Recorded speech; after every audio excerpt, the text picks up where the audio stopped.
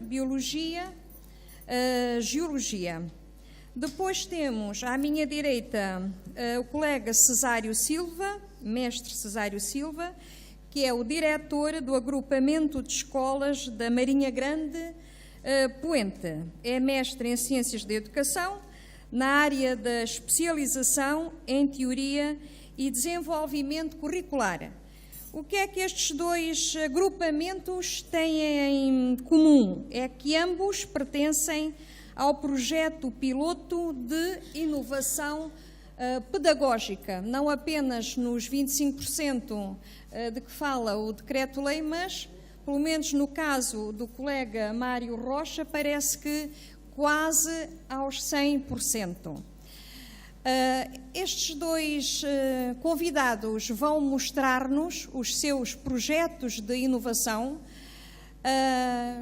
em agrupamentos que, como sabemos, têm as suas dificuldades. Todos os agrupamentos do país os têm, devido à sua extensão, pelo facto de abrangerem todos os níveis de ensino, pelo facto de, em muitos casos, terem muitos alunos, pelo facto de haver uma enorme diversidade educativa e, em muitos casos, também uma enorme dispersão geográfica, em termos dos vários espaços que fazem parte do mesmo agrupamento. Mas vou então passar a palavra ao colega Mário Jorge, que vai expor os seus projetos de inovação. Muito obrigada.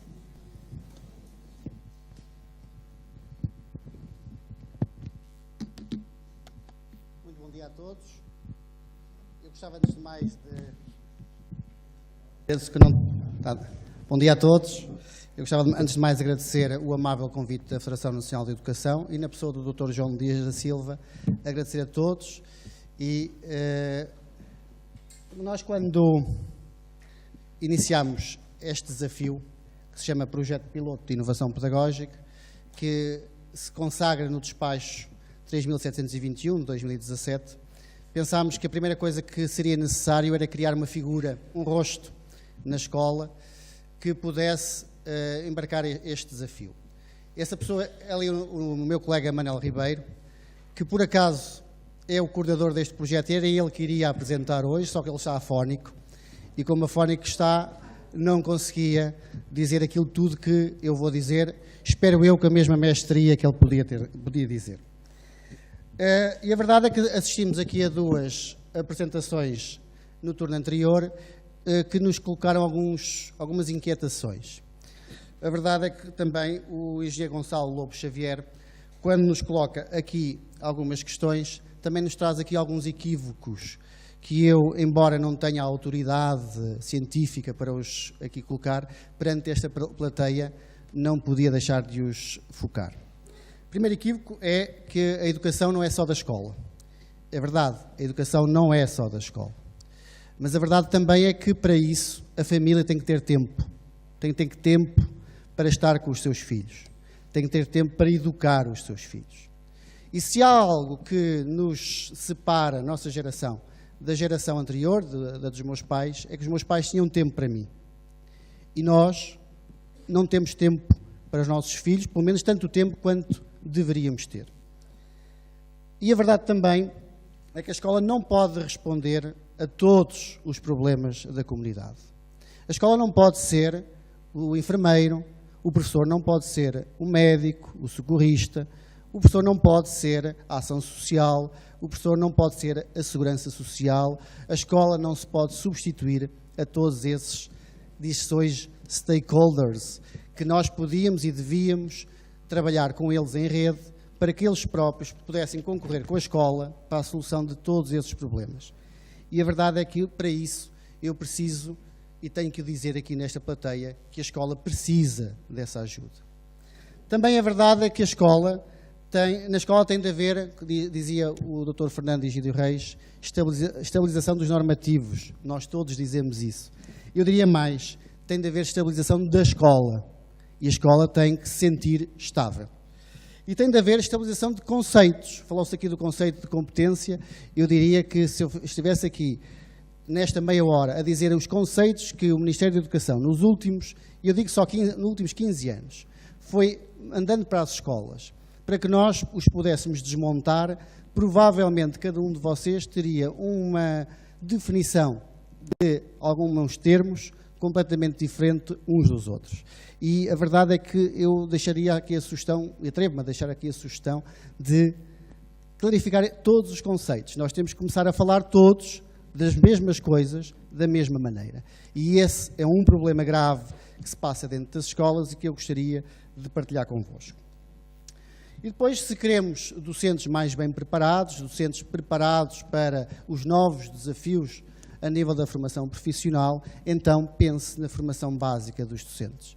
E isso é algo que não está bem pensado e é algo que o Ministério da Educação tem a obrigação de pensar.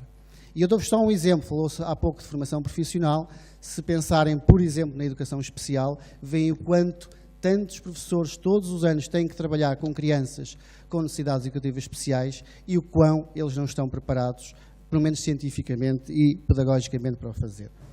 E também apostar, naturalmente, na formação ao longo da vida dos professores, que é algo que ainda não está, pelo menos, de uma forma contínua, bem feito. Outro equívoco que eu gostava de desmontar é sobre a minha apresentação. O projeto piloto de inovação pedagógica. Como eu disse, está consagrado no despacho 3721, mas a verdade é que surge uma ideia de que isto é um projeto para acabar com as retenções. E eu gostaria de dizer desde já que não é assim.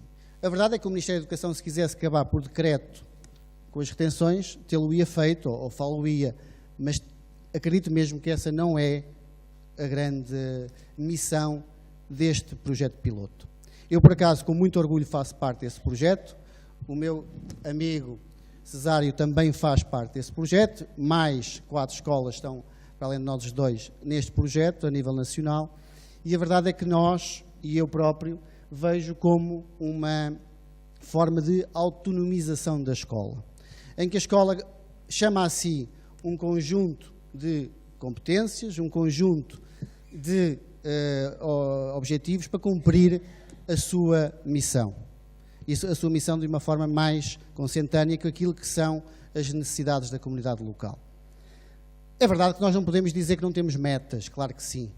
E tender para acabar com a retenção é uma das metas. E tender para acabar com o absentismo e com o abandono é outra das metas.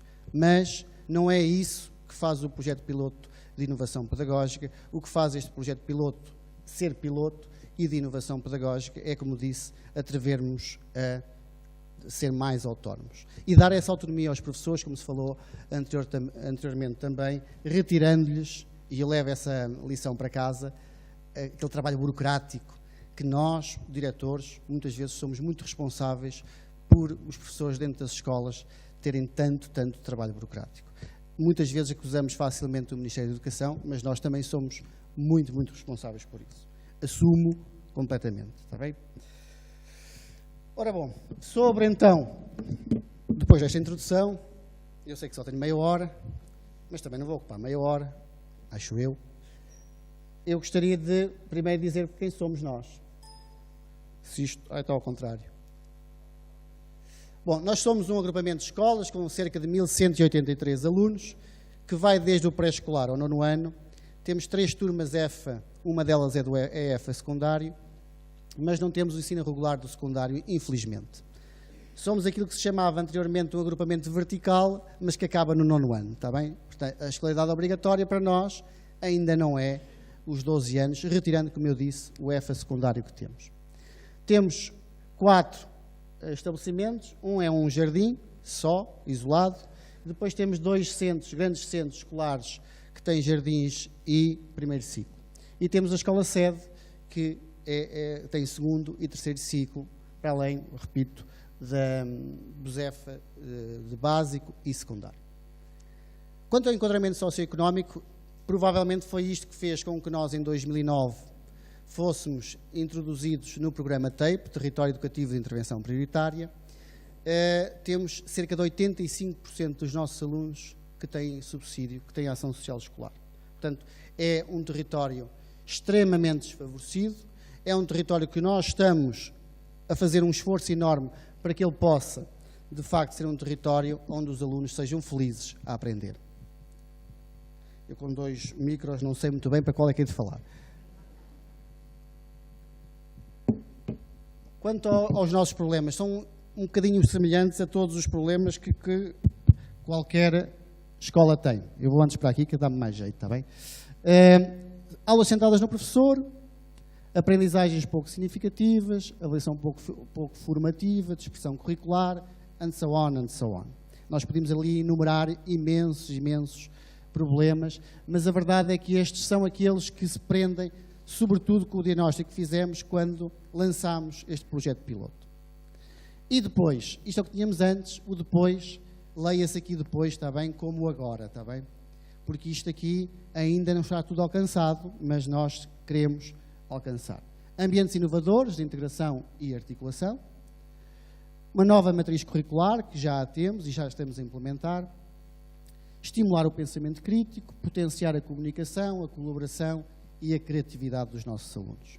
Isto são tudo objetivos muito concretos que nós queremos atingir, com os referenciais do perfil do aluno para o século XXI, com os referenciais da educação para a cidadania e todo aquele referencial do Conselho Europeu, em que nós estamos permanentemente atentos àquilo que são as diretivas que nos vão enviando e que há uma discussão interna muito grande entre nós, escolas. Temos uma particularidade de uma forma mais ou menos contínua, ao longo do ano, fazer painéis, como aqui estamos a fazer, com discussão interna com toda a comunidade, envolvendo pessoal docente, não docente, alunos, encarregados de educação e alguns parceiros. E tudo isto criando referenciais de integração curricular, mais um palavrão. E a verdade é que nós vamos criando palavrões e depois vamos tendo necessidade de criar a definição desses palavrões. Eu não vou aqui fazê-lo, está bem? Não me vou atrever a fazê-lo, mas aquilo será algo que possa abarcar toda esta intenção pedagógica que nós queremos implementar no nosso agrupamento. Os referenciais de integração curricular têm eixos de intervenção. Eles são todos conhecidos por vocês. Nós temos a alimentação e saúde, o património e o ambiente, desenvolvimento sustentável. Digamos assim que são como que princípios agregadores de toda a nossa ação pedagógica. Eles têm nomes também, estes referenciais. Nós, por discussão interna com toda a comunidade educativa, os próprios alunos que sugeriram imensos referenciais, como nós na altura não lhes chamámos referenciais, mas agora é o nome que lhe damos, e chegámos à conclusão dos 50 e tal que foram colocados numa espécie de brainstorming, chegámos à conclusão que devíamos estabilizar-nos em 7. E são estes 7. Eu não vou falar de nenhum deles agora, porque a seguir uma pessoa com uma voz muito melhor que a minha vai falar sobre eles através de um vídeo que vos vou apresentar. E os recursos humanos são os do costume, não é? A única coisa que provavelmente ali será um bocadinho esquisita para todos vós desta plateia é a existência de um perito externo, e já vou explicar o que é isso, de parceiros externos e da autarquia. Mas dizer-vos uma coisa, estas pessoas trabalham diretamente connosco. Nós temos uma autarquia muito presente, houve recentemente eleições em Paredes, eu esqueci-me de dizer, nós somos do agrupamento de Paredes, não sei se quando nos apresentou se disse, fica mais ou menos a 30 e tal quilómetros daqui, pertinho. Mas a verdade é que é assim uma espécie de braço de extensão da área metropolitana do Porto, porque nós agora pertencemos a essa área, mas ainda somos assim uma espécie de parente pobre da área metropolitana do Porto. Antes pertencíamos à zona do Tâmega, continuamos a pertencer, mas agora ficámos na área metropolitana do Porto. E a nossa, como eu dizia, a nossa autarquia recentemente, como houve eleições, mudou inclusivamente de cor partidária. E continuamos a ter uma relação excelente mesmo, com a autarquia, a todos os domínios. Também temos parceiros externos, empresas, universidades que trabalham connosco e também uma série de stakeholders, de parceiros que nos dão imensa ajuda a todos os níveis, sobretudo, diretamente aos nossos alunos. E o nosso perito externo, que é aqui do Enesctec, portanto, é um bocado esquisito, não é? Como é que o Enesctec está numa escola, porque nós realmente, se queremos inovar, e queremos inovar a muitos níveis, fomos buscar alguém que possa também trazer know-how àquilo que nós tínhamos pouco, a nível da tecnologia. A nova matriz e o calendário escolar foi onde nós introduzimos grandes transformações, introduzimos os referenciais logo no primeiro ciclo, em que agregámos disciplinas como estudo do meio, expressões, oferta complementar, apoio ao estudo, português e matemática, agregam-se tudo nesses referenciais e devo-vos dizer que, inclusive, a designação das disciplinas passou a ser diferente.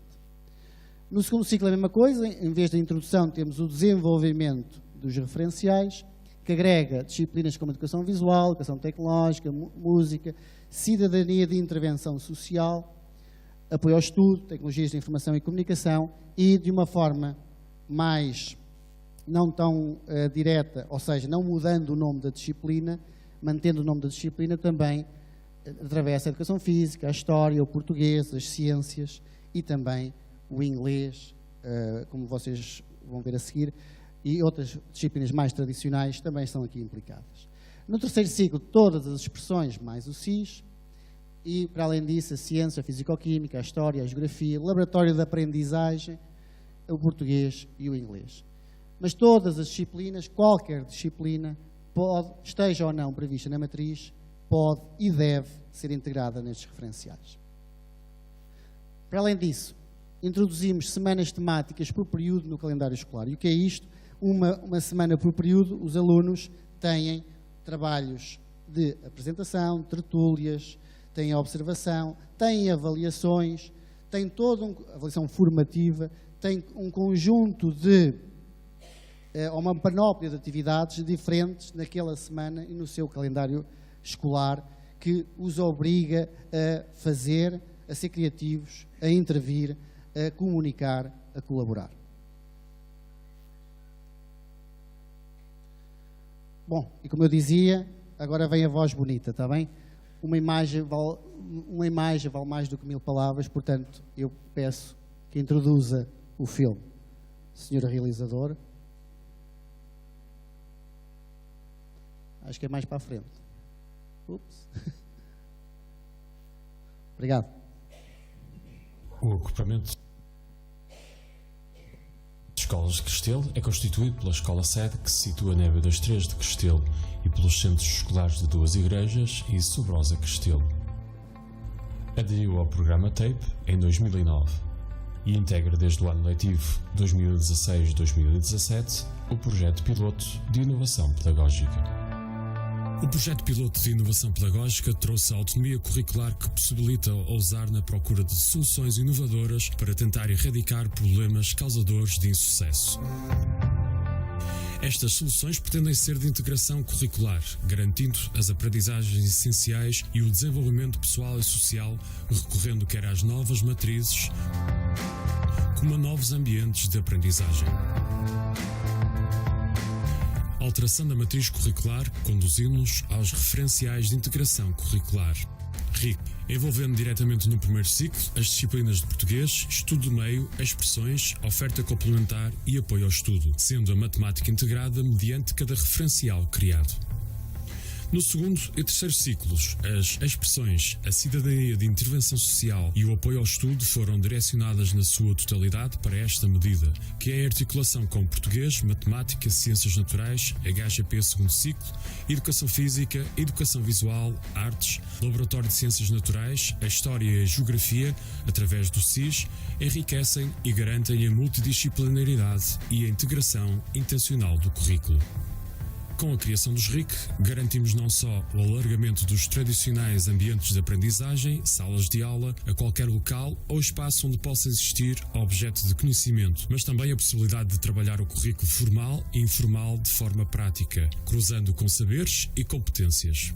Postas de forma decisiva na interdisciplinaridade e na transdisciplinaridade, onde docentes e alunos podem trabalhar no próprio terreno as diferentes áreas curriculares, envolvendo os alunos através da experimentação e corresponsabilidade ativa nas aprendizagens a desenvolver, tornando-os atores.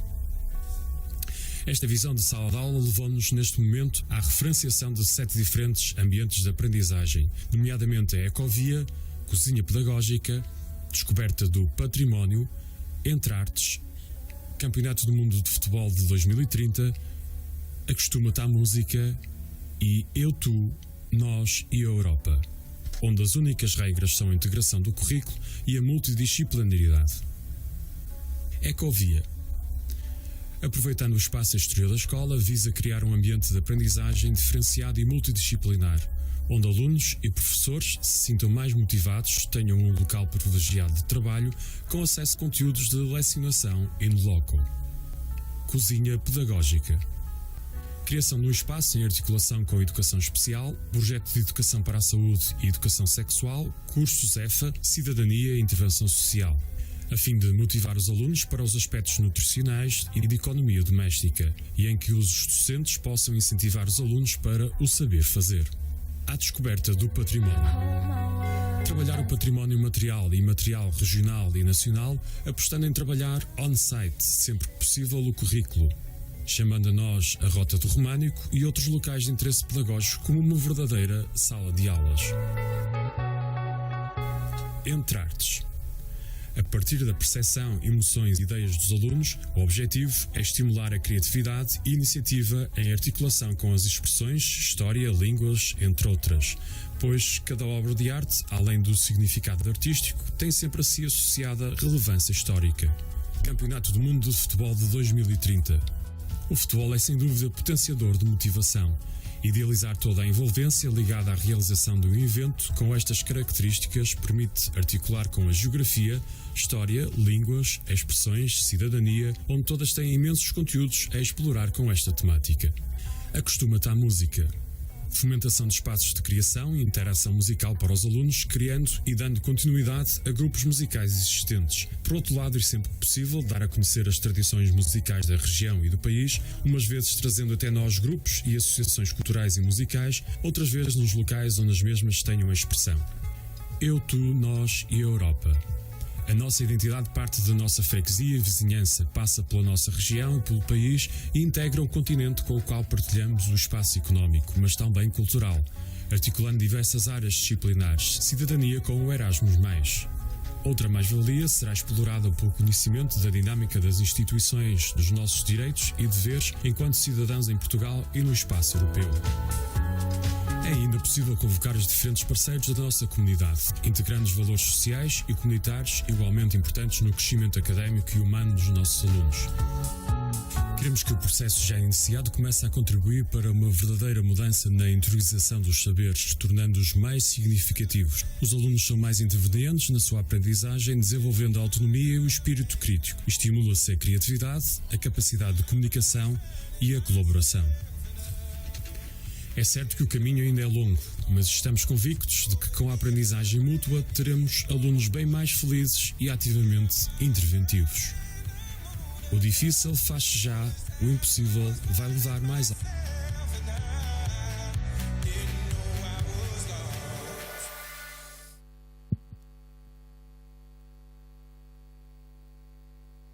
Ok? Espero que tenha sido esclarecedor o vídeo. Eu, da minha parte, não vou estragá-lo, está bem? Muito obrigado a todos.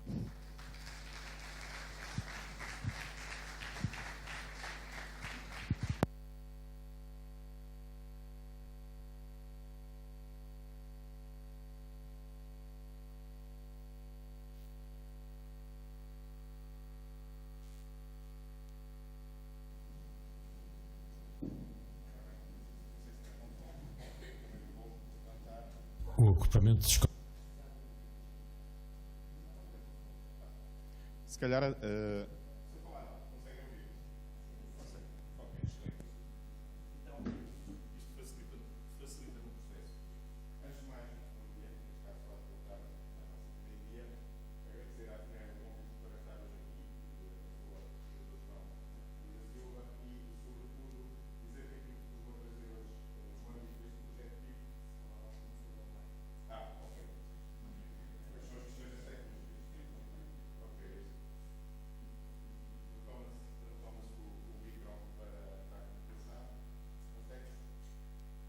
ok? Sim, já liguei, já está. Pronto, e dizia eu que aquilo que vos vou trazer hoje é aquilo que nós entendemos como um projeto de inovação pedagógica, mas que é um projeto que possivelmente em qualquer uma das escolas onde qualquer um de vocês possa estar, pode eventualmente concretizar. Deixar só 2 ou 3 notas. Efetivamente, eu sou o diretor do agrupamento de escolas Marinha Grande Poente. Somos um agrupamento com 2.800 alunos, 10 estabelecimentos de educação e ensino. Portanto, vamos desde o pré até ao secundário, com o Centro Qualifica, com educação e formação de adultos. E temos também, nestes últimos anos, embarcado em alguns projetos que nos têm levado, sobretudo numa fase inicial, a refletir sobre muitas das coisas. Os projetos podem mudar, os governos podem mudar, a reflexão e o conhecimento ninguém nos tira. E isso garanto-vos que tem sido muito positivo dentro do trabalho que temos feito. Neste caso concreto, passar aqui só o PIP no nosso agrupamento, como é que nasceu o projeto, e digo-vos da Escola da Fonte Santa, que é uma das escolas. Trazer também aqui algumas notas sobre o projeto da organização curricular do segundo ciclo, a questão da organização dos espaços, dos recursos, as metodologias de trabalho, o trabalho colaborativo e articulação, as modalidades de avaliação e também compromissos e expectativas. Muitas das coisas que o Mário disse, e apesar de estarmos e sermos os dois também territórios TAPE, se calhar o sermos territórios TAPE traz-nos um valor acrescentado, que é o valor da monitorização permanente. Deixem-me que vos diga isso, porque quando estabelecemos compromissos também com a tutela, temos esta preocupação de definir objetivos, de definir metas, mas sobretudo de autorregular todo este processo de avaliação e acompanhamento. Em agosto de 2016 fomos convidadas a algumas escolas, eu estava nesse dia de férias até, dos poucos dias de férias de agosto, e fui confrontado com um telefonema da Direção-Geral que me questionava se o agrupamento estaria efetivamente interessado em avançar. Dissemos que sim, e neste caso concreto pensámos que num projeto de inovação pedagógica, e isto que nós pensamos nas escolas é tal e qual aquilo que pensam os nossos alunos. É um pouco a gula do projeto. Pensámos andar por 5 dimensões, e isto era o que nós tínhamos em novembro de 2016, depois de já termos refletido internamente, e em abril de 2017 acabámos por dizer não vamos poder avançar com 5, temos que ter perfeita noção que não podemos ter 5 projetos de inovação, vamos avançar com o projeto da Escola da Fonte Santa, vamos avançar com um projeto de reorganização do segundo ciclo e também com uma questão que era estratégica, que se prendia com o plano de ação da turma. E isto deixem-me que partilhe também um pouco convosco. Este plano de ação da turma resultou numa ação de formação interna que nos veio a capacitar a nós e, sobretudo, os nossos diretores de turma, mas que nos levou a uma conclusão que é esta. Enquanto pensamos planos de ações de turma para grupos alargados, não podemos descentrar o foco do aluno. E se calhar aquilo que nós precisávamos ter era planos de aprendizagem dos alunos, para depois percebermos como é que podemos estabelecer planos de ação de turma. Na Escola da Fonte Santa. A Escola da Fonte Santa é uma escola muito pequenina, é uma escola que tem 2 grupos, tradicionalmente 2 grupos, que seriam 2 turmas, e eu digo grupos porque neste momento a filosofia da turma nós já a perdemos. A turma para nós é simplesmente uma estrutura burocrática para registar no Sinajet, porque já não trabalhamos do ponto de vista da organização daquele grupo turma formal, e portanto tínhamos 2 turmas de primeiro ciclo e tínhamos um grupo de educação pré-escolar. E precisávamos encontrar algumas estratégias por causa desta questão, desta separação. Tínhamos um modelo centrado nas questões da educação, e queríamos, centrado nas questões da educação e de uma cidadania autónoma, crítica e participativa, e que valorizasse também os afetos, as questões ecológicas. A Escola da Fonte Santa é uma escola que está posicionada quase dentro do Pinhal de Leiria, que infelizmente nas últimas 2 semanas teve aquele processo de devastação, mas que é uma escola de proximidade e onde nós entendemos que também pode haver lugar a trabalhar de forma diferente, sem termos que trabalhar em escolas de grande dimensão. Queríamos também que fosse potenciada esta localização geográfica e que transformássemos o próprio Pinhal num laboratório de aprendizagens e de novos espaços para a contextualização do próprio currículo. Como é que começámos por construir este projeto?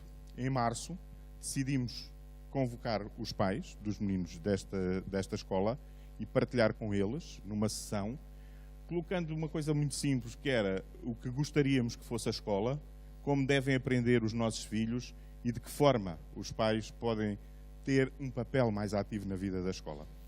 E, efetivamente, os pais estiveram em grande número. Estávamos a falar de uma escola que tinha, o ano passado, 45 crianças.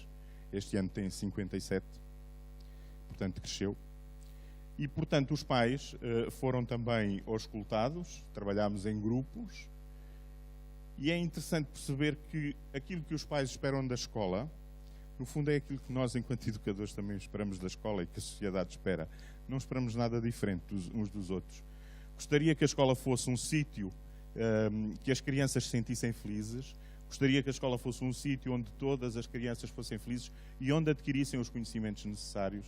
Eu gostaria que a escola fosse um lugar onde as crianças fossem felizes. Portanto, aqui a questão da felicidade é muito permanente, isso todos nós também desejamos e aspiramos, ou seja, tivessem tempo para interagir mais entre eles, com professores e com eles próprios. Como devem aprender os nossos filhos, também perguntámos aos pais, porque também é importante, se querem que os filhos possam ser felizes, como é que nós depois podemos transformar a operacionalização do currículo nestas questões. E então, o ensino deveria ser centrado mais nos alunos e não no programa. Também todos nós assim o desejamos.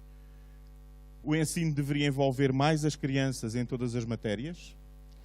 Devem ser desafiados a testar os seus limites, devem ser livres para ser criativos, autónomos, saber pesquisar e alcançar objetivos. Devem aprender o que são as emoções, para que servem e como utilizá-las de forma positiva. Portanto, e há ali também a questão do PNL, do ensino, através da prática, da experimentação, através da interação. Ou seja, os pais, nesta sessão que nós trabalhámos com eles, que teve sensivelmente a duração de 2 horas, foram muito receptivos e tiveram para connosco uma atitude de grande abertura e partilha. E nós valorizámos e tomámos isso como ponto de partida para o projeto. Como é que o construímos no caso daquela escola da Fonte Santa? Construímos a nossa equipa pedagógica e aqui deixem-me dizer-vos que eu acho que nós às vezes nas escolas não sabemos valorizar o recurso que são os nossos assistentes operacionais. E os nossos assistentes operacionais são fundamentais no funcionamento das escolas.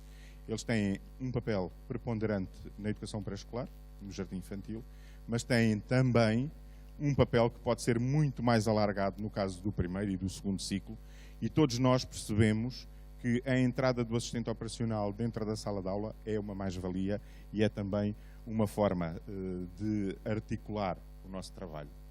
Construímos o projeto com a equipa e com os pais, e foi fundamental a partilha. Definimos as finalidades que queríamos e as metodologias de trabalho. Criámos condições para o funcionamento dinâmico dos grupos de aprendizagem, e isto porque, como eu vos disse, deixámos de ter as unidades de turma, e, portanto, temos 2 professores, porque teríamos 2 turmas, e temos um outro professor que tem as suas horas de apoio educativo e que trabalha em situação de par pedagógico, em algumas situações. Ganhámos o apoio da autarquia para apetechar e requalificar aquela escola, que era uma escola de pequenina dimensão, e apesar do trabalho acrescido, a equipa pedagógica está empenhada na concretização com sucesso e, sobretudo, para podermos disseminar este projeto de aprendizagem e de partilha noutras escolas do agrupamento.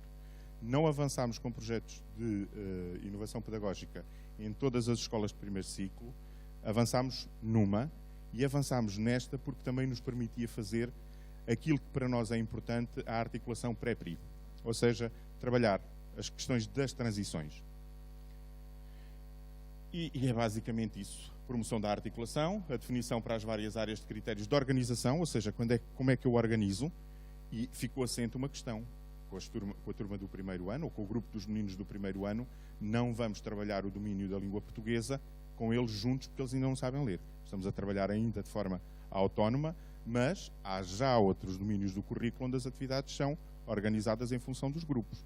E, portanto, podem trabalhar a questão da matemática, meninos do primeiro com os do terceiro ano, podem trabalhar questões do estudo do meio, crianças do terceiro e do quarto. Portanto, essa organização é uma organização planeada e programada.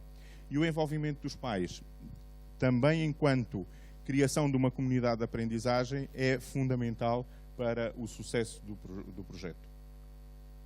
Pronto, este projeto está a correr. Como eu vos digo, é fácil implementarmos projetos e, sobretudo, implementar em escolas de pequena dimensão, porque as equipas também são menores. No caso do projeto PIP para o segundo ciclo, é uma questão diferente. Estamos a trabalhar com as 8 turmas que temos no 5º ano.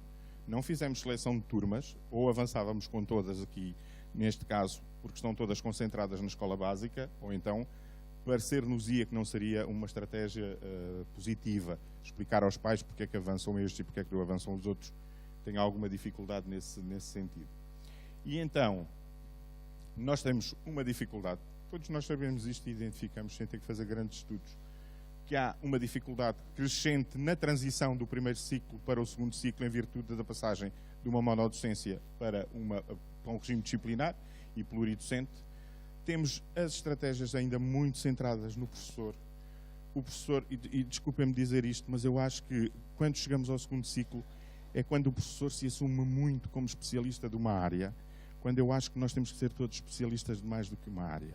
E, portanto, é muito difícil quando os miúdos vêm habituados, num primeiro ciclo, a que tenham um referencial, que é o professor, e que este professor possa trabalhar o português, a matemática, o estudo do meio, as expressões, que depois, de repente, tenham que mudar sistematicamente em função do professor da disciplina A ou da B, e, portanto, precisamos de introduzir aqui metodologias mais ativas e, sobretudo, de trabalho colaborativo. O foco no trabalho docente muito centrado no ensino, como eu vos dizia. Tínhamos a quebra da vinculação entre o professor de referência para passar para muitos professores e depois também a predominância de uma avaliação pontual muito sustentada numa cultura de testes. E isto quer dizer que para podermos mexer numa dimensão de inovação neste ciclo, teremos que intervir em vários níveis do processo de funcionamento. Como é que nos apropriamos do projeto? Não é fácil. E todos nós, enquanto docentes, enquanto professores que estamos com mais idade, e vimos isso na intervenção do professor Fernando e do Egídio, estamos com uma idade mais avançada, temos tido sucessivas reformas e nem sempre as necessárias avaliações para podermos aferir aquilo que mais impacto poderá ter tido no sistema educativo. Funcionamos muito com esta questão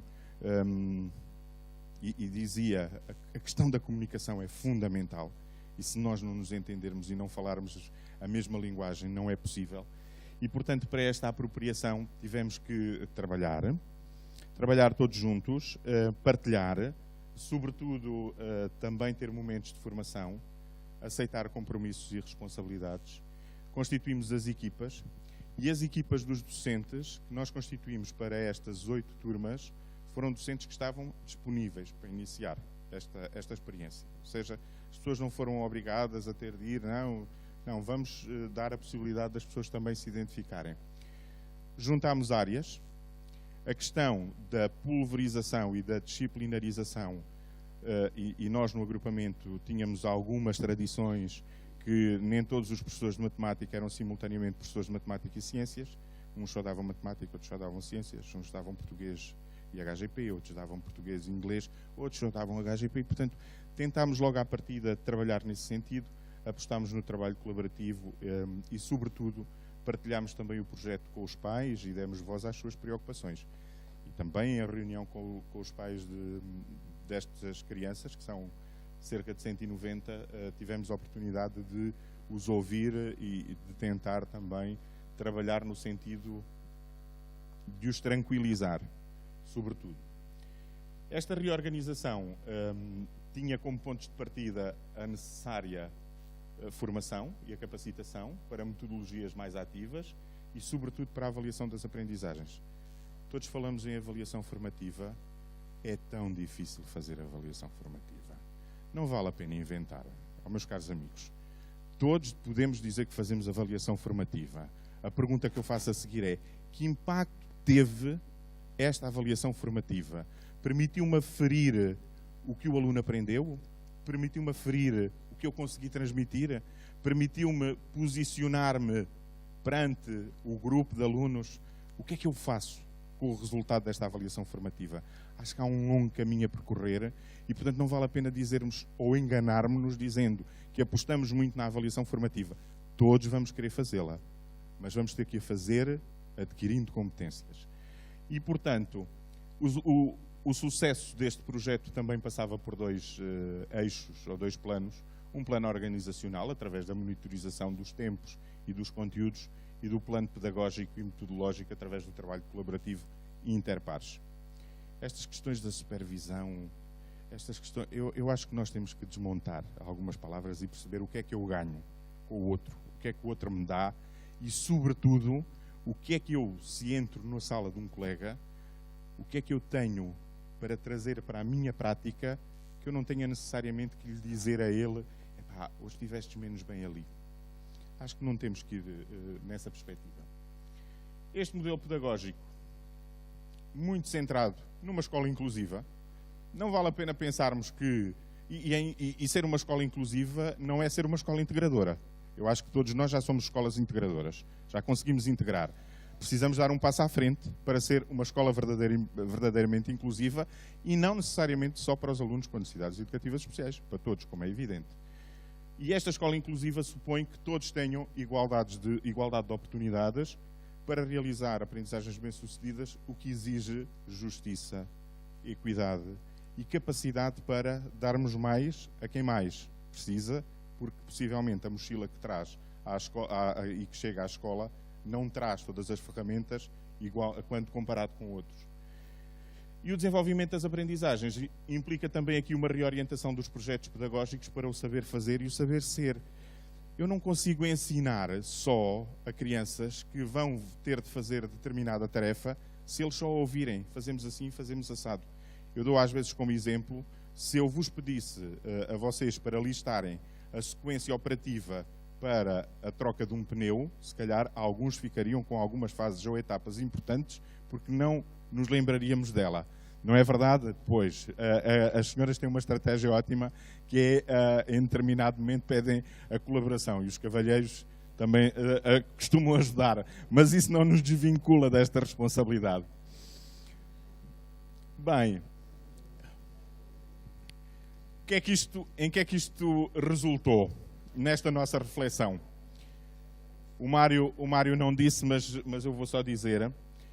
É importante pensarmos que, quando entramos nos projetos PIP, nós tínhamos 3 compromissos com a tutela. O primeiro compromisso que nós tínhamos com a tutela era o respeito integral pelo Estatuto da Carreira Docente. O segundo compromisso que tínhamos com a tutela era não acrescentar despesas ou encargos financeiros ao Estado. E o terceiro compromisso era que, efetivamente, fôssemos capazes de fazer propostas inovadoras. Nós, no agrupamento, eu acho que quase que me arrisco a dizer que não entramos naquele processo da flexibilização curricular. Até porque eu às vezes tenho alguns receios de algumas questões que surgem como moda no momento e depois, quando nos são tiradas, ficamos sem rede, sem sustentabilidade. Aqui o que nós fizemos foi, sobretudo, trabalhar com o currículo que tínhamos e reorganizá-lo de uma outra forma. E isto fez com que, em primeiro lugar, como reduzimos o número de professores porque juntámos áreas, juntámos o professor de português, que também é de inglês, ou de português e HGP. Quando isto não acontece, temos que ter em alternativa ali o HGP ou o inglês, e, portanto, esta questão aqui surge em complementaridade daquela.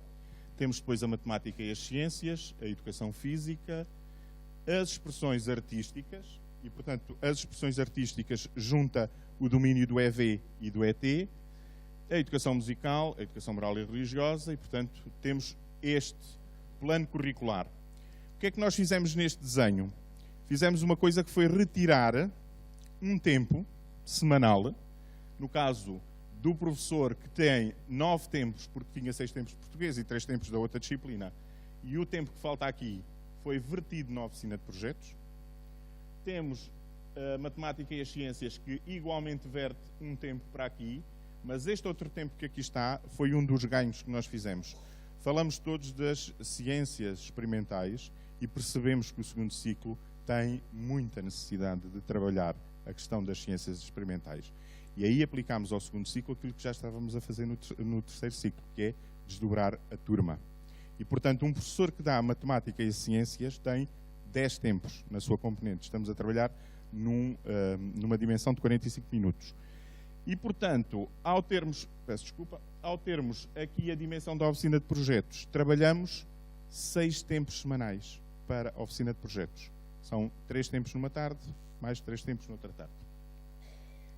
Eu vou tentar avançar, senão... Constituímos para as 8 turmas 2 equipas pedagógicas. Cada equipa pedagógica tem 8 docentes. O funcionamento de algumas disciplinas em simultâneo na construção do horário permite que os alunos possam fluir entre turmas, e também a organização das oficinas de projetos com pares pedagógicos. Pronto, o horário das turmas e dos alunos, neste caso, tem as duas vertentes, uma vertente mais disciplinar, que se mantém, e uma vertente multi e transdisciplinar. Os docentes, tivemos esta preocupação, os docentes têm 2 ou 4 turmas neste projeto, existem tempos para fazer a articulação, e existe também a redefinição de estratégias para a promoção do sucesso educativo. Não temos como objetivo, como o Mário dizia, o compromisso de não reter, mas a retenção já é por si só uma situação muito excepcional. Mas já estava antes de sermos PIP. Tínhamos taxas de retenção, eu digo-vos, no primeiro ciclo com 530 alunos, no ano letivo anterior tivemos 7 retenções. E perguntam-me assim, mas que há facilitismo? Não. Há talvez uma intervenção muito mais precoce. E essa questão, o TAPE trouxe-nos a possibilidade de já estarmos a trabalhar logo a partir do primeiro ano, quando se denotam necessidades, e muitas vezes logo a partir do pré. Espaços e tempos, como vos dizia, às oficinas, criámos espaços mais abertos à partilha com áreas de formação dos professores distintos, e temos uma inovação que é, por via destas oficinas e dos pares pedagógicos, nós temos um conceito de conselho de turma restrito e conselho de turma alargado. Ou seja, os professores que participam enquanto par pedagógico nas oficinas e que não são titulares de nenhuma das disciplinas, participam só em alguns momentos nos conselhos de turma. Não precisam, porque senão acrescentávamos trabalho burocrático aos outros, e o objetivo não é esse. É desmontar este processo. Muito assente na aprendizagem colaborativa, no caso dos nossos alunos. Tem de ser esta a modalidade de funcionamento. E também nas experiências de aprendizagem vivenciada e nas aprendizagens por desafios. Dizer-vos que desafiar uma escola, desafiar um corpo docente para entrar num projeto destes de inovação, exige também darmos todos o corpo ao manifesto. Eu também faço parte do grupo de professores que vou fazer a oficina de projeto.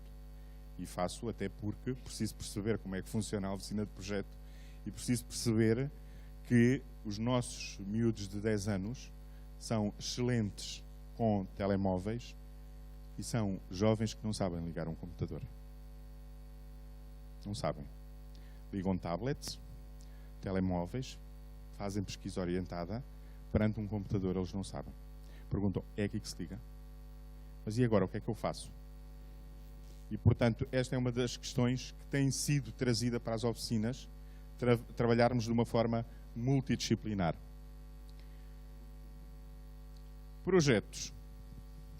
Criámos a oficina de projetos, mas não podemos trabalhar na perspectiva de que os docentes vão para a oficina de projetos sem rede. Não. Em julho, ainda, estruturamos um menu de 12 projetos. E destes 12 projetos, cada turma vai realizar apenas 6. E nestes projetos, aquilo que os professores fizeram foi transferir conteúdos do currículo que eram comuns e transversais a várias áreas para os operacionalizar sobre a forma de projetos. Projetos sobre a água, sobre o engenho e parque. O engenho é um parque natural que nós lá temos, de olho na floresta.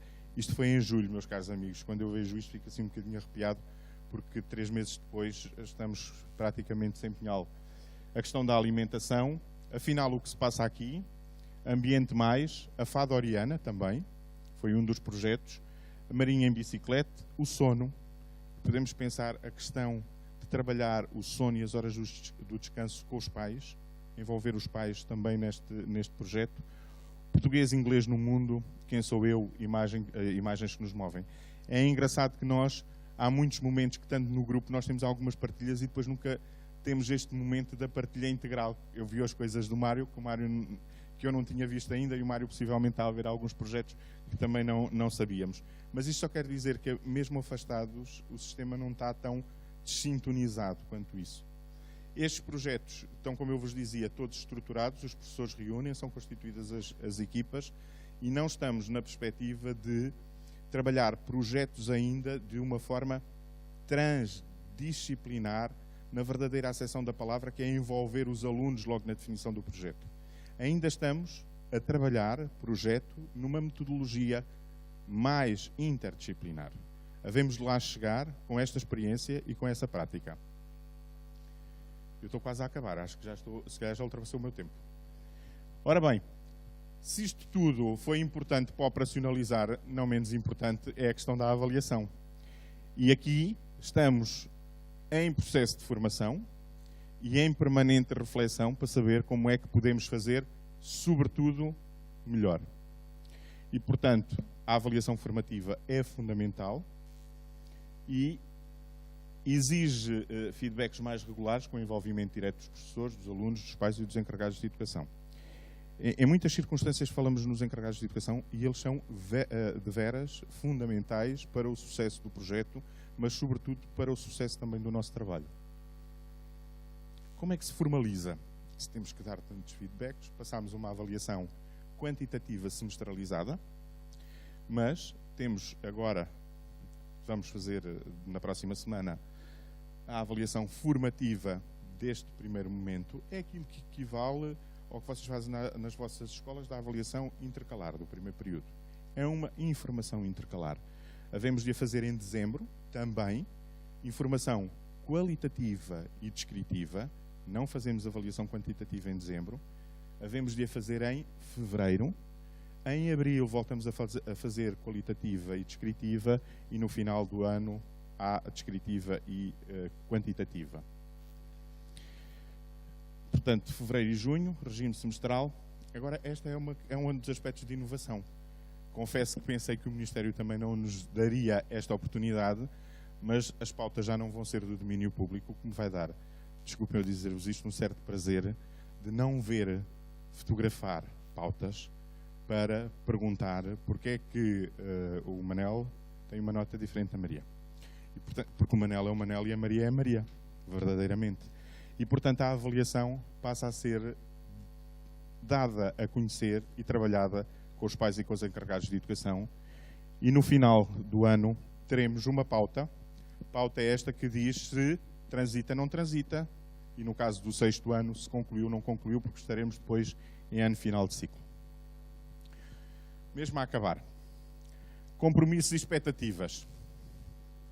Bem, digo-vos, e nunca deixarei de o fazer, faço no agrupamento que dirijo, faço nas assembleias que tenho com os pais, nas reuniões que tenho com os professores, mas em espaços públicos onde trago o projeto e onde acabo por assumir o rosto de um trabalho que não é meu, é o rosto de uma equipa muito vasta, somos 245 professores no agrupamento, professores e educadores, e dizer-vos que publicamente tiro o chapéu aos professores do meu agrupamento.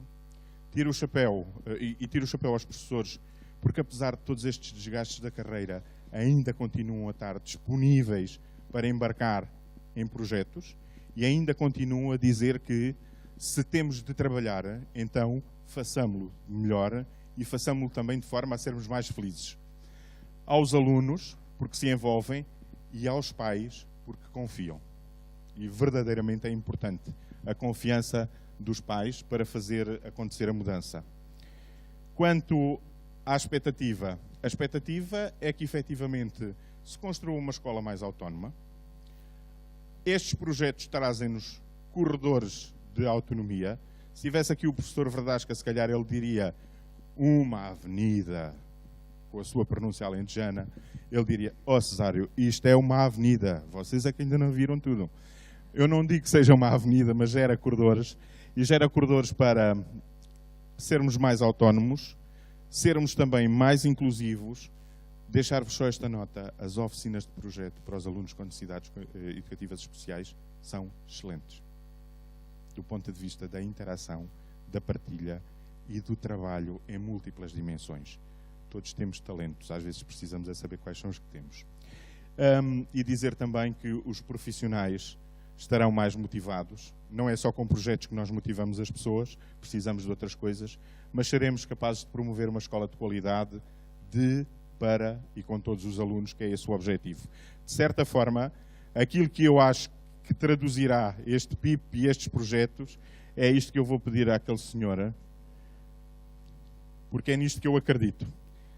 Não vai passar tudo, se calhar alguns conhecem, mas ele vai pôr, porque é sobretudo isto que eu acho que os projetos são. Depois aos 2 minutos a gente corta. Pode ampliar o ecrã, se faz favor.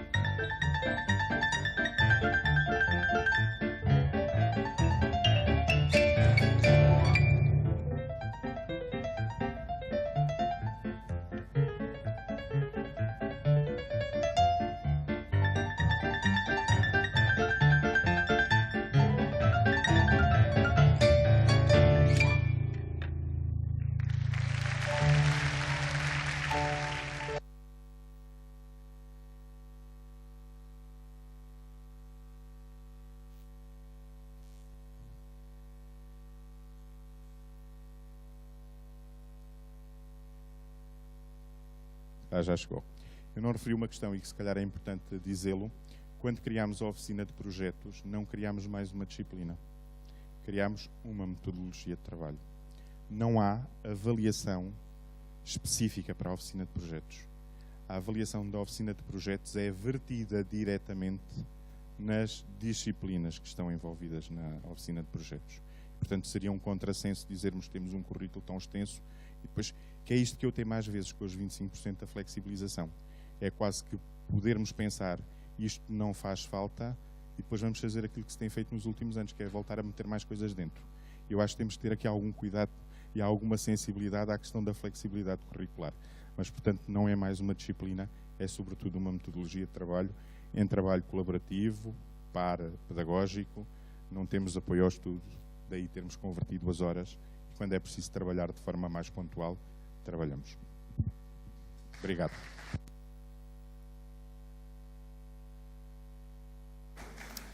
Muito obrigada, colega Cesário.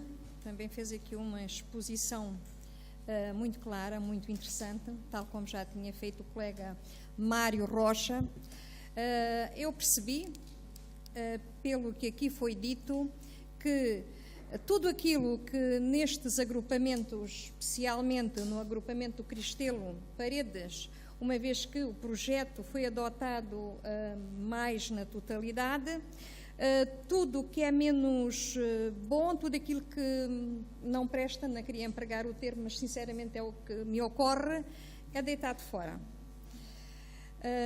No caso é o caso das aprendizagens pouco significativas, a dispersão curricular, as aulas tradicionais centradas no professor, para dar origem a quê? A ambientes inovadores que não têm propriamente a finalidade de acabar com reprovações, não é necessariamente isto, mas sim criar ambientes onde os alunos são mais felizes a aprender. Eu acho isto extraordinário, acho que isto é muito bom.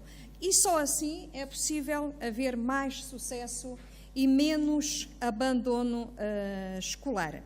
Claro que os colegas aqui ao meu lado só podem fazer isso à conta de mais autonomia que lhe é conferida através de legislação própria. Ocorrem-me algumas questões, para ser sincera, muitas até, mas obviamente que não poderá ser. Uma das questões que eu gostaria de colocar aqui ao colega Mário Rocha é se com este projeto não haverá riscos de ficarem prejudicadas aquelas matérias consideradas essenciais, tendo em conta as metas finais em cada ciclo.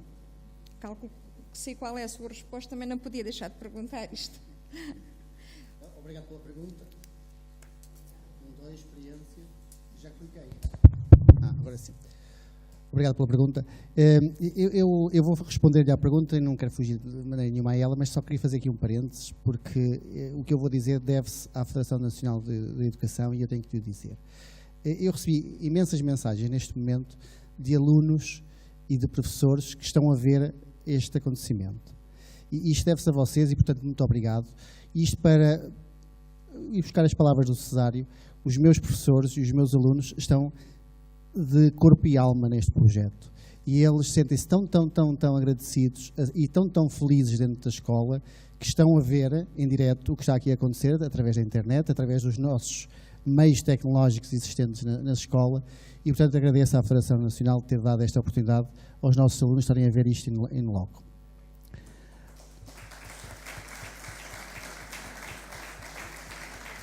E sublinhar que isto se deve ao empenhamento enorme de uma classe de docentes e de não docentes que trabalha arduamente todos os dias, ao contrário daquilo muito que se diz.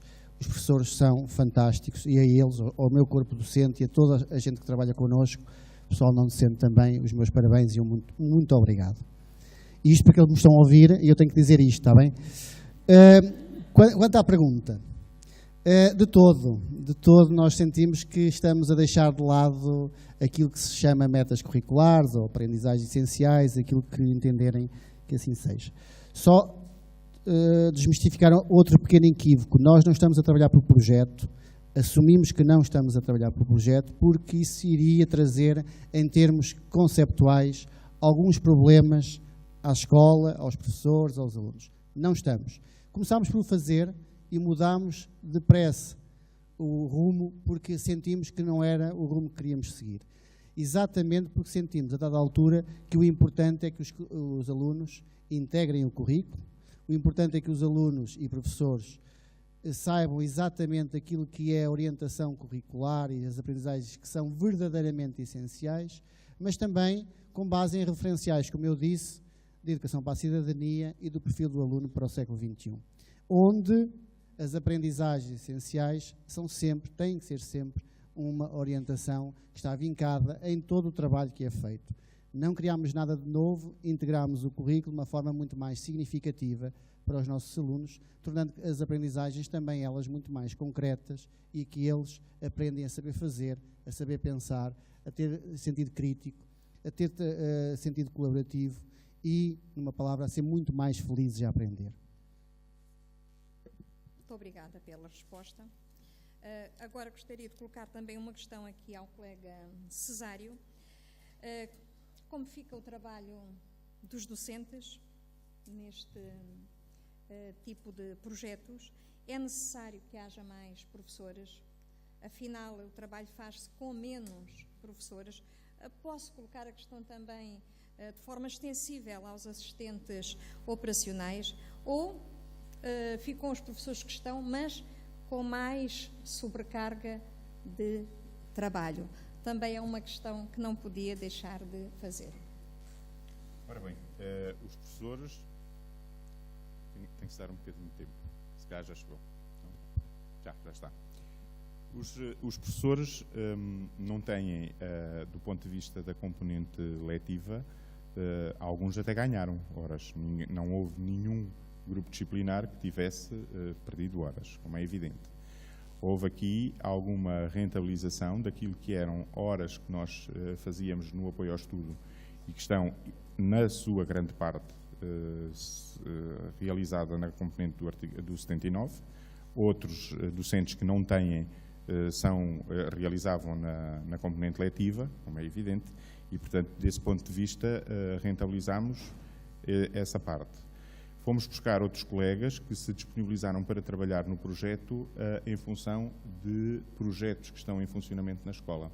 No caso dos projetos como ecoescolas, clubes do ambiente, portanto, que estão disponíveis para trazer o seu valor acrescentado para esta área. Inclusivamente, a nossa oferta de escola mantém-se, que no caso concreto do segundo ciclo é a filosofia 2C, portanto, com professores do ensino secundário que vão trabalhar, mas que trabalham durante a oficina de projetos. Os assistentes operacionais, no caso das escolas do primeiro ciclo, são fundamentais.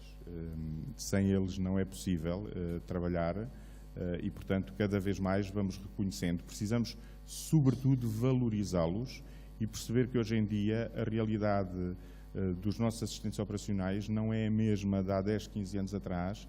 Têm competências, têm formação e, portanto, podemos potenciá-los e envolvê-los mais e fazer com que aquele trabalho que eles podem desenvolver dentro do espaço de sala de aula é muito mais rico, até do ponto de vista da sua realização pessoal. Muito obrigada. Só queria dizer que ainda ontem, como todos ouvimos, foi aqui demonstrado um estudo acerca daquilo que pensam os professores portugueses da escola, do seu trabalho. Muitos professores queixam-se de falta de motivação dos alunos, também alguma falta de respeito e consideração pelos professores. É evidente que se nós conseguirmos ter uma escola em que os alunos estão felizes, se estiverem felizes a aprender, é porque estão motivados. E por acréscimo, todos somos mais felizes, professores, assistentes operacionais, toda a comunidade educativa. Esse é o caminho, é isso que nós queremos. Muito obrigada. Ficamos por aqui, uma vez que não temos mais tempo. Só queria, Se o Sr. Secretário-Geral me permitir apenas dizer que terminamos, penso eu, da melhor maneira este fórum, cujos temas foram muito bem selecionados. Passámos aqui dia e meio de uma forma agradável e proveitosa para todos. Muito obrigada. Bom, para terminar os trabalhos, aos nossos convidados, o agradecimento muito forte aos convidados de hoje, que já não podem estar aqui, aos convidados que tivemos aqui ontem, e conseguimos ter dia e meio de trabalho extremamente rico, e isso deve-se aos convidados que tivemos, ao empenho com que nos trouxeram o seu contributo, a sua reflexão, o seu estudo, a sua investigação, e isto é extraordinariamente motivante para o nosso trabalho. Nós sabemos bem que temos de sublinhar aquilo que é o mais importante da profissionalidade daqueles que trabalham nas escolas. Educadores, professores, assistentes técnicos superiores, assistentes técnicos, assistentes operacionais, são trabalhadores dentro da escola essenciais e que gostam de estar numa escola em que possam ser felizes. Sendo felizes, conseguem fazer com que os seus alunos também sejam felizes. A escola, fundamentalmente, tem a salvo os alunos. Não podemos esquecer aqueles que são fundamentais para esse trabalho com os alunos, que são os professores, e com o apoio, a participação, a partilha nesse trabalho dos outros trabalhadores não docentes das escolas. E no nosso programa de trabalho da FNE tem estado sempre a preocupação de fazer o discurso ao contrário daquele que é habitual. Aquilo que mais habitualmente, e nós temos sempre procurado combater com as nossas armas, com a nossa maneira de estar na sociedade, aquilo que mais facilmente passa na sociedade são os maus exemplos. Aquilo que os jornais se apressam a colocar nos títulos dos jornais são aqueles episódios que ocorrem de mal no sistema educativo.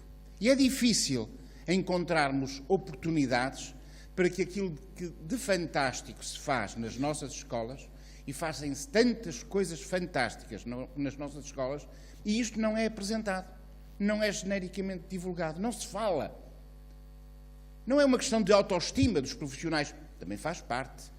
Como eu dizia há pouco ao Gonçalo Lobo Xavier, dizia-lhe que também é bom ouvirmos afagos à nossa autoestima, mas precisamos de ter outras oportunidades e temos de continuar a sublinhar este esforço que cotidianamente nas escolas portuguesas, com inúmeras dificuldades, com inúmeros constrangimentos, numa sociedade que ainda não cresceu culturalmente suficientemente para acompanhar estas mudanças, mas onde nós temos de realizar nas nossas escolas um trabalho essencial que tem resultados. E por isso é inaceitável que um governo queira apagar da história dos professores os últimos 10 anos de trabalho que realizaram.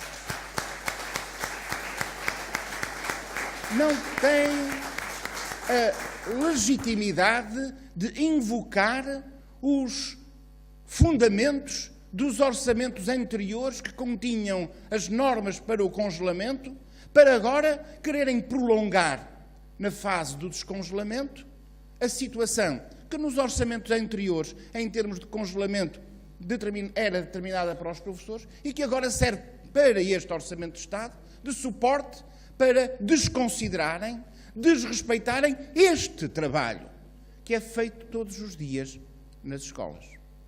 Ainda há tempo para que a Assembleia da República, para que o Governo, até ao dia 27 de novembro, reconheça esta coisa tão simples, que é dizer este tempo de trabalho que os professores realizaram e que esteve congelado tem de ser considerado, para o seu reposicionamento em carreira.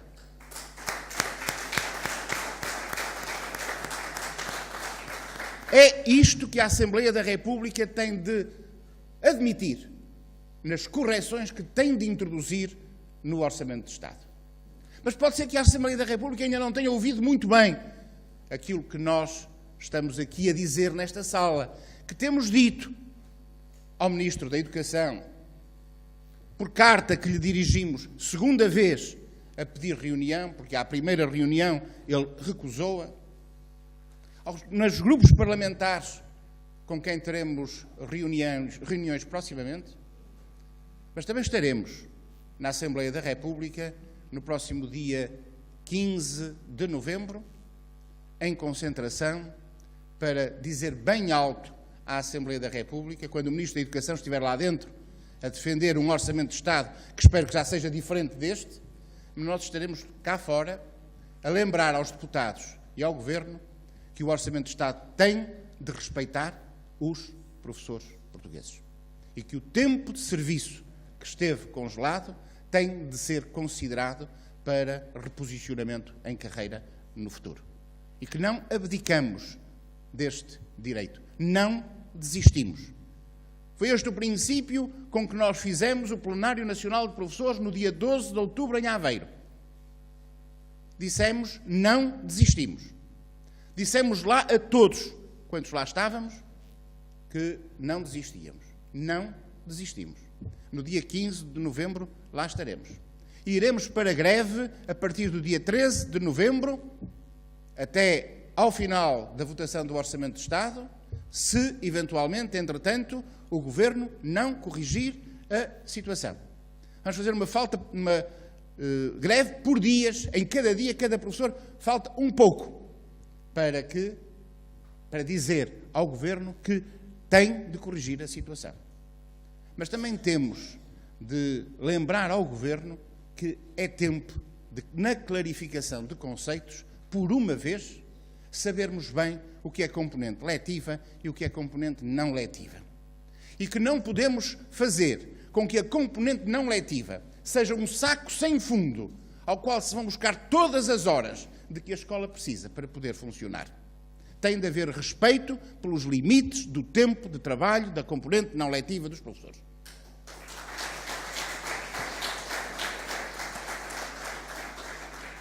Até parece que se esgotam aqui as matérias. Não esgotam.